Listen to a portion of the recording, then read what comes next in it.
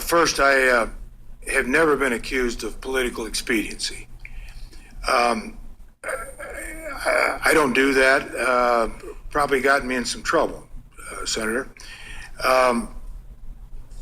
Second, to address the last comment, then we'll go back to sanctions.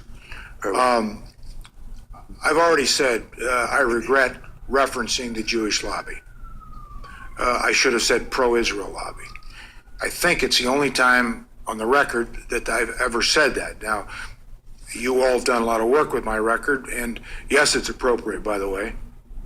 Any nominee's record, what he or she thinks, says, done, absolutely. I was on your side of the dais for 12 years, so I understand that and that responsibility. So I don't have any problem with that. So I've already noted that I should have used another term, and I'm sorry, and I regret it.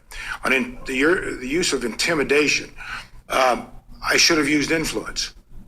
I think would have been more appropriate. We were talking about in that book, and you've evidently read it, Aaron David Miller's book, and by the way, it's a book, The Much to Promised Land.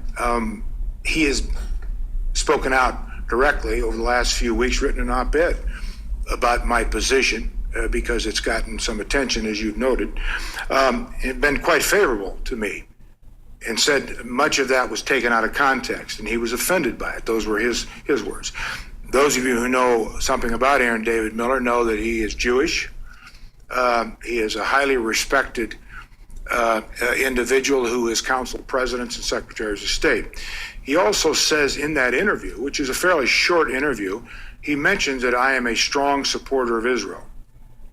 That's in the interview. So I think that says something. I should not have said dumb or stupid because I appreciate there are different views on these things. We were talking about Israel. We're talking about the Middle East. We weren't talking about Armenia or Turkey or the banking influence or the Chamber of Commerce influence. That was what the context of my comments were about. On your point on the unilateral sanctions conversation and the quote, a couple of points. Let's go back to the ILSA vote about the original ILSA vote during the Clinton administration.